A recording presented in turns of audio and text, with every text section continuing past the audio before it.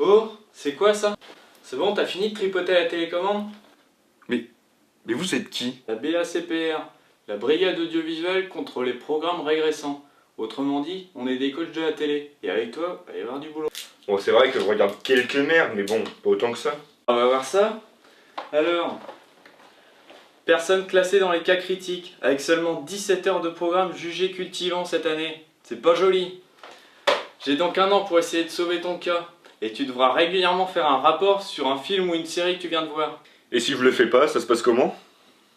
Eh ben mon contrat sera prolongé. Bon, ok, allez.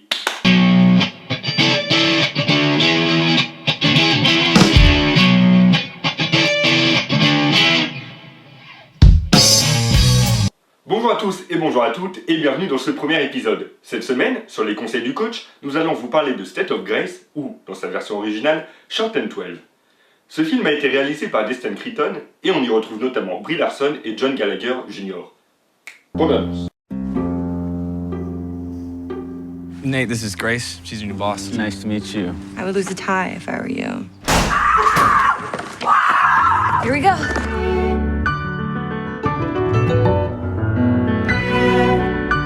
Remember, you're not their parent, you're not their therapist. You are here to create a safe environment, and that's it. Got it. You better be up. Tú no tienes los cojones. Te dije que no te metas con ella. I always wanted to work with underprivileged kids. Marcus, settle down. Flowers represent the peculiar thoughts that grow out of your gorgeous mind. Everything good in my life is because of you. I know the rules. No belts, no razors, no scissors, no fucking freedom. No cussing. Shit, I forgot about that one. I told her father we'd take good care of her. Last week, she bit her therapist's nose. Wow. She seems like a really nice girl. Happy birthday. Whoa! Alright, easy, down. Your dad's getting out of prison in a week. You want to hear a story I've been working on? I am on the floor every day with those kids. It's not your job to interpret tears. Just once, take the advice that you give your kids and learn to talk about what's going on inside your head.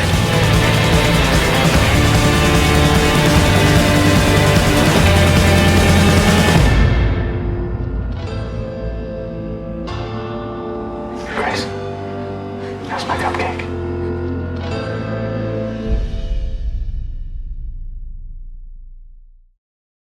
Le réalisateur n'en est pas là à son coup d'essai. En effet, en 2012, il a sorti I'm Not a Hipster, qui est également un drame. Pour son deuxième long métrage, Destin nous emmène vers quelque chose de beaucoup plus personnel. En effet, durant 2 ans, il a été éducateur spécialisé dans un foyer. D'ailleurs, le réalisateur avait déjà abordé le sujet lors d'un court-métrage du même nom. De plus, il a gardé certains acteurs. Côté acteur, il fait appel à Brie Larson, que vous avez sûrement vu dans 21 Jump Street, ou encore Scott Pilgrim. Bordel! Elle signe ici l'un de ses premiers grands rôles dramatiques. Elle interprète Grace, une jeune éducatrice spécialisée en charge du foyer.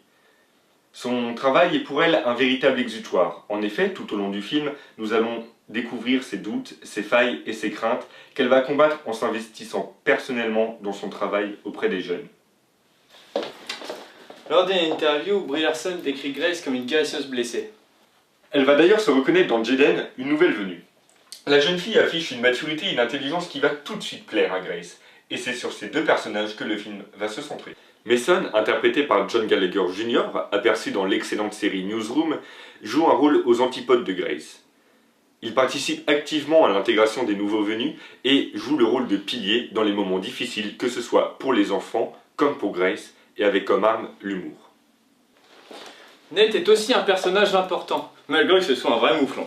Mais t'avais dit qu'on critiquait plus les mouflons. Mais retourne chez Mathieu Sommet, toi!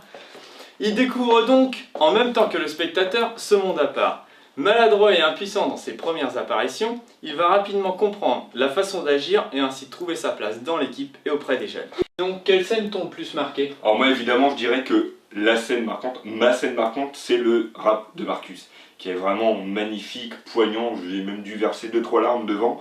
Et également, je sais pas si tu te souviens de la scène entre Mason et Grace devant l'hôpital, où il y a une véritable Enfin, il communique enfin, c'est une scène très dure, mais tu dis, c'est bon, il commence à parler, il va peut-être y avoir du mieux.